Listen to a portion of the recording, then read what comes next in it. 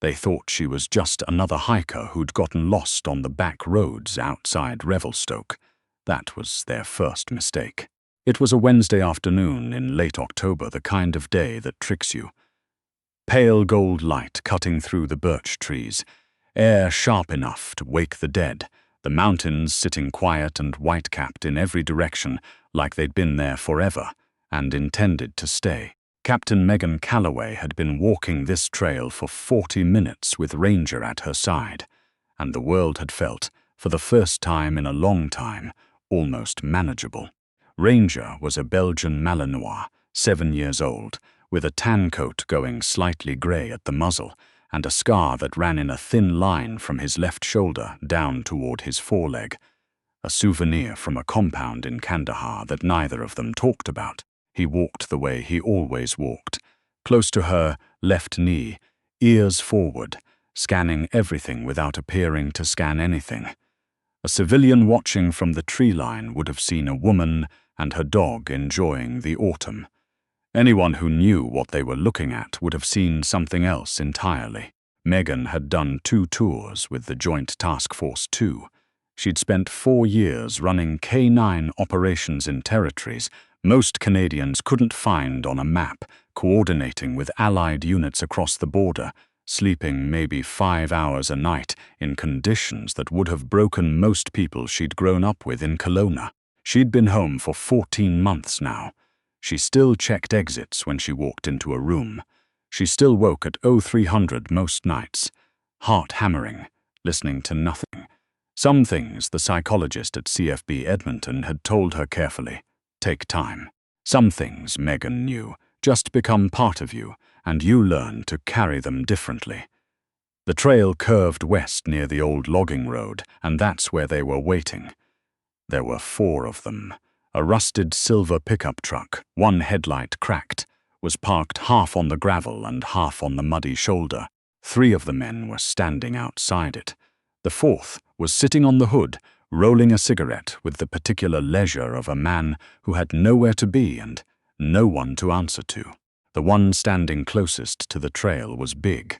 Not fit big, but the kind of big that comes from spending a lot of time doing physical things outside of a gym. A heavy canvas jacket, muddy work boots, a red baseball cap with the brim bent into a tight curve. He spread his stance slightly when he saw her coming. Not aggressive. Not yet. Just establishing presence. She recognized the choreography immediately. "Trail's closed," he said. Megan didn't slow down. "Posted anywhere. Doesn't need to be." He smiled, but it didn't reach his eyes. Private property past this point. "You're going to want to turn around." She stopped about 12 feet from him. Ranger stopped with her, sitting on his own instinct, watching the man with the focused intensity of something that had learned to distinguish between a person who was nervous and a person who was calculating. He was very still. That stillness was not peace. "I'll head back when I'm ready," Megan said. The man on the hood of the truck slid off and walked toward them slowly, taking his time about it.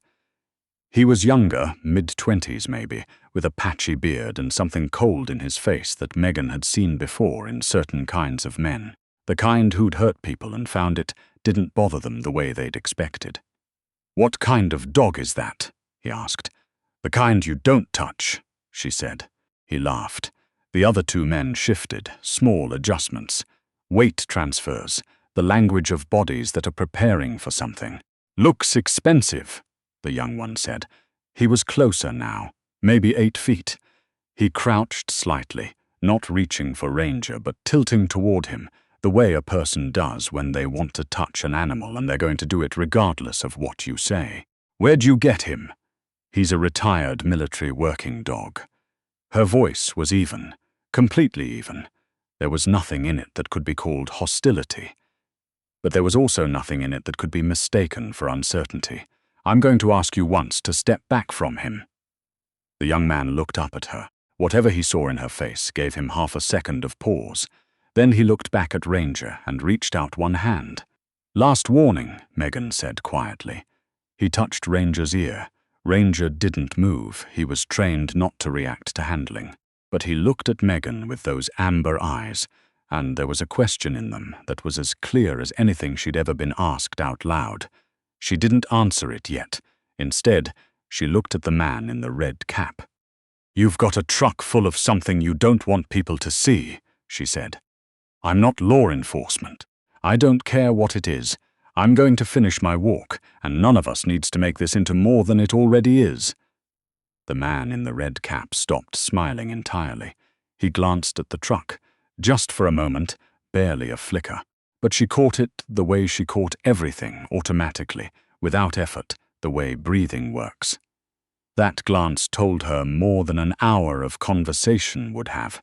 Whatever was in that truck, it was serious. Serious enough that having a witness on this trail was a problem they couldn't walk away from. She processed that in approximately 1 second. Ran through options the way you run through checklist items before a jump. Methodically, without panic, in the order that mattered. The man in the red cap, his name, she would learn later, was Darren Pollock, and he had a sheet with 2 prior assault charges in BC and 1 weapons possession in Alberta, said, "Take the dog, leave her." Everything shifted. The man crouching near Ranger stood up straight. The 2 by the truck began moving around the vehicle. The young one who'd touched Ranger's ear put his hand in his jacket pocket, and she clocked the shape of what was in there before he'd finished the motion. Megan said 1 word, "Fass." It is a German command. It means, with no ambiguity whatsoever, bite and hold. Ranger was off the ground before she'd finished the 2nd consonant. He hit the young man at the chest with the full force of 28 kilograms moving at 30 kilometers per hour, took him down and had his forearm clamped between his jaws with the precision of something that had done this not once, not twice, but in circumstances that made this parking lot confrontation look like a rehearsal. The young man went down screaming, the object in his jacket pocket clattering onto the gravel, a folding knife, not a gun, which Megan logged and dismissed in the same instant. She was already moving. The big man in the canvas jacket came at her from the left with his shoulder down, the way a man does when he's trying to use his weight advantage and doesn't have a trained counter for what happens next. She stepped inside the reach, not away from it, inside it, put her hip against his momentum, and redirected everything he'd committed downward and forward. He hit the gravel face first with a sound like a bag of gear dropped from a truck bed. He didn't get up, not because he couldn't, because her knee was between his shoulder blades and his right arm was at an angle that left him exactly 1 choice. The 3rd man hesitated at the rear of the truck. Young, scared, reconsidering everything. That left Darren Pollock. Pollock had backed up 2 steps and had a tire iron in his right hand, which he was holding down at his side with the over-casual grip of someone, pretending they haven't decided to use it yet. He was looking at the man on the ground, then at Ranger, then at Megan, running the math. "You've got about 10 seconds, she said, "to put that down and put your hands on the truck, or this gets worse. You have any idea what you're interfering with?" His voice was low and careful, controlled, which made him more dangerous than the other 3 put together. "I have a pretty good idea," she said. She didn't raise her voice. She didn't change her position. She just looked at him the way you look at something you've already neutralized in your head. Assessed, calculated, decided, and she waited. Pollock had spent years reading people. It was how he'd survived. He'd learned to recognize the moment when a person was bluffing, the fine tremor in their jaw, the small defeat in their eyes. He looked at this woman now, her arms relaxed, her breathing slow, her dog still locked on the man on the ground with the mechanical patience of something that could stay there all day, and understood, with a clarity that was almost physical, that she was not bluffing. He put the tire iron on the hood of the truck. She had zip ties in her jacket pocket. She carried them the same way. She carried a pen and a small flashlight and a folded emergency blanket, not because she expected to need them on a Wednesday afternoon walk in the Monachies, but because 14 months of civilian life had not yet trained out of her the habit of being prepared for the thing that shouldn't happen. By the time the RCMP cruisers came up the logging road, 14 minutes after she'd called it in, calm as ordering coffee, Pollack and 2 of his men were secured to the rear wheel well of their own truck. The young man with Ranger's dental impressions on his forearm was sitting in the dirt, pale and very still, holding his arm against his chest and making no further decisions of any kind. The officer who stepped out of the first cruiser was Corporal Diane Theriot, 12-year veteran, and she surveyed the scene with the expression of a person who has seen many things but is not entirely sure she's seen this particular configuration of things before. "Calloway," she said. "Corporal, you want to tell me what happened here?" "They were blocking the trail," Megan said. It escalated. Theriot looked at the 4 men, looked at Megan, looked at Ranger, who was sitting at Megan's left knee again, composed, attentive, the scar on his shoulder catching the afternoon light. "And the truck?" Theriot asked. Megan looked at the silver pickup. "I'd check the toolboxes in the bed," she said, "and probably whatever's under the tarp." What the RCMP found, as it turned out, was not a small problem. 3 unregistered restricted firearms, 11 kilograms of a precursor compound used in the manufacture of methamphetamine. A phone with text threads that would take a forensic unit 3 days to fully document, connecting Pollack to distribution routes across 4 provinces. None of it had anything to do with why Megan had walked up this trail that afternoon. She'd just wanted an hour outside. She'd wanted to let Ranger run for a bit on the open stretch past the second creek crossing. She'd wanted, for a few kilometers, to not think about anything more complicated than where to put her feet. She gave her statement to Theriot in the gravel beside the road, standing with her hands in her jacket pockets, Ranger leaning against her calf, with his eyes half closed in the way he did when he was tired but wouldn't admit it. The afternoon was going orange and purple behind the mountains. 2 more cruisers had arrived.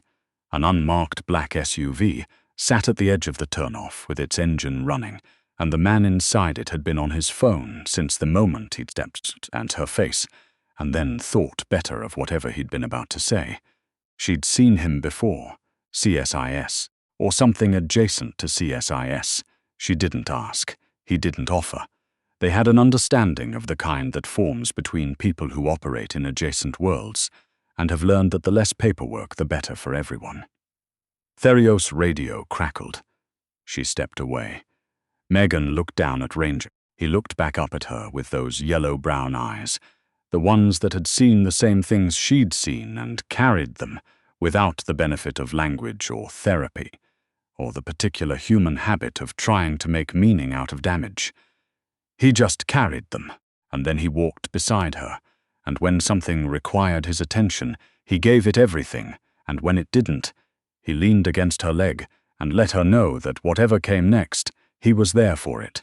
She scratched behind his ear. He leaned into her hand. "You did good," she told him. It wasn't for the officers. It wasn't for Theriot or the CSS-adjacent man in the SUV or Darren Pollack, who was watching her from behind the cruiser with an expression she couldn't quite read. She said it because Ranger had done good, because he'd held and released and stood down exactly when she'd needed him to, and he'd done it with the same steadiness he'd brought to darker places than a gravel turnoff in the interior of BC. Theriot came back. "We're going to need you to come in and make a full statement tomorrow," she said. "And I'll need the operational history on the dog.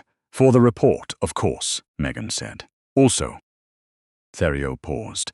She was a careful person, and she chose her words with the deliberateness of someone who has learned that precise language matters. "Where did you train?"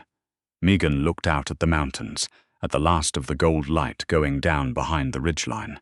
"I did some work overseas," she said.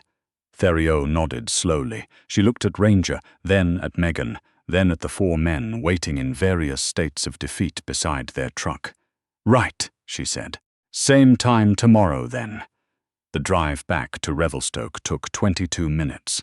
Ranger rode in the back with his chin on the console, the way he always did, and the radio played something low and instrumental that neither of them needed to think about. The mountains went dark. The stars came out over the highway in that particular way they do in the interior, all at once, like they'd been waiting for permission. Megan drove with one hand on the wheel. The other rested on the console, and Ranger's nose was warm against her wrist, and the town lights were coming up ahead. And somewhere back on that logging road, people who had assumed a great many things about a woman and her dog were learning the price of a wrong assumption. She pulled into the driveway and sat for a moment with the engine off. Ranger waited. She opened the door. They went inside.